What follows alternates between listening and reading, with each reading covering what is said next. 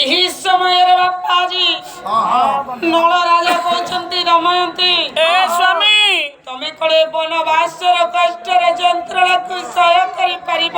ଆପଣ ଏତେ ବଡ କଥା କୁହନି ସ୍ୱାମୀ ଆପଣଙ୍କୁ ଛାଡ଼ିକି ମୁଁ ଗୋଟାଏ ମୁହୂର୍ତ୍ତ ବି ରହିପାରିବିନି ନା ଦମୟନ୍ତୀ ସ୍ୱାମୀ ବନବାସର କଷ୍ଟ ତମେ ଜମା ସହ୍ୟ କରିପାରିବ ନାହିଁ। ଏ ସ୍ୱାମୀ କହିଲା କଣ୍ଟା ବାଟରେ ବୁଲି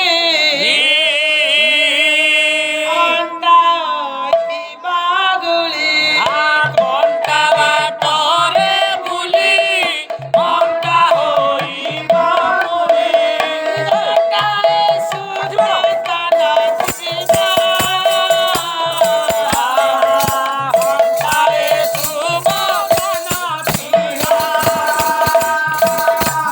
ଆରେ ଶୀତ କାକର ଜନ ପରାରେ ଅପମାନ ଆଜି କଥା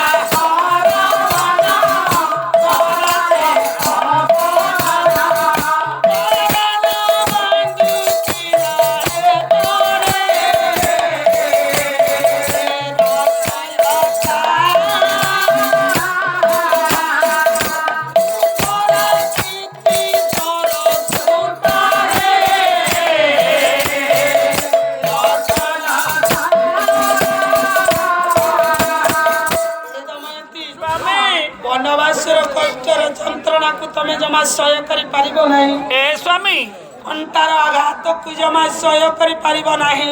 ଆପଣ ଏତେ ବଡ କଥା କୁହନି ସ୍ୱାମୀ ଆପଣଙ୍କୁ ଛାଡ଼ିକି ମୁଁ ଗୋଟାଏ ମୁହୂର୍ତ୍ତ ବି ରହିପାରିବିନି ସ୍ୱାମୀ ଦମୟନ୍ତୀ ସ୍ୱାମୀ ମୁଁ ସତ୍ୟ କହିଛି ଦମୟନ୍ତୀ ଏଇ ଯାହାହେଲେ ମୋତେ ବନବାସ ଯିବାକୁ ପଡ଼ିବ ଦମୟନ୍ତୀ ସ୍ୱାମୀ ମୋ ପିଲା ଛୁଆ ତମକୁ ଲାଗିଲା ଏ ରାଜ୍ୟଭାର ତମକୁ ମୋତେ ଲାଗିଲା ଆପଣଙ୍କ ସାଙ୍ଗରେ ମୁଁ ଯିବି ସ୍ୱାମୀ ନା ହେଇପାରିବନି ଦମୟନ୍ତୀ ଏଇଠି ଦମୟନ୍ତୀ ଆଜି ଚିନ୍ତା କରୁଛନ୍ତି କହିଲେ ସ୍ୱାମୀ ଏଇ ଆପଣ ହେଉଛନ୍ତି ମୋର ଇହ କାଳେ ପରକାଳର ଦେବତା। ଏ ସ୍ୱାମୀ ଆପଣଙ୍କୁ ଛାଡ଼ି ମୁଁ ଗୋଟିଏ ମୁହୂର୍ତ୍ତ ବି ବଞ୍ଚି ପାରିବି ନାହିଁ। ସ୍ୱାମୀ ହଁ ତେଣୁ ଆପଣ ଯଦି ବନବାସ ଯିବା ପାଇଁ ନିଷ୍ପତ୍ତି ନେଇ ସାରିଛନ୍ତି ସ୍ୱାମୀ ମୁଁ ମଧ୍ୟ ଆପଣଙ୍କ ସହିତ ବନବାସ ଯିବି। ଏଇ କାରଣ କାରଣ କହିଲା ସ୍ୱାମୀ ଗୁରୁ ସ୍ୱାମୀ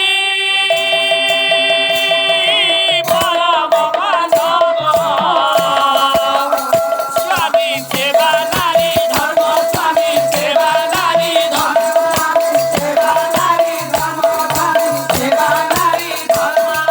ସ୍ୱାମୀ ପାଦେ ବସେ ଅଟନାରେ ବସେ ଅର୍ପି ତୁ କରିବୁ କାମ ଅର୍ପି ତୁ କରିବୁ କାମ ଅର୍ପି ତୁ କରିବୁ କାମ କହିଲା ସ୍ୱାମୀ ହେଉଛନ୍ତି ଗୁରୁ, ସ୍ୱାମୀ ହେଲେ ଗୁରୁ ସ୍ୱାମୀ ହେଲେ ଈଶ୍ୱର, ସ୍ୱାମୀ ହେଲେ ପରମ ବାନ୍ଧବ। ଏଇ ତେଣୁ ଦମୟନ୍ତୀ ତମେ ଯୁଆଡେ ଯିବ ମୁଁ ଆପଣଙ୍କ ସହିତ ନିଶ୍ଚିନ୍ତ ଯିବି। ଏ ଦମୟନ୍ତୀ କାରଣ ତମେ ମୋ ସାଙ୍ଗରେ ଯିବା ପାଇଁ ବାଧ୍ୟ କରନି ଦମୟନ୍ତୀ ତମ ସାଙ୍ଗରେ ମୁଁ ଯିବି ତମେ କଣ ମୋ ଶାନ୍ତିରେ ସୁଖରେ ଶାନ୍ତିରେ ସଂସାର କରିପାରିବ ଦମୟନ୍ତୀ ତୁ ହିଁ ଦେବୀ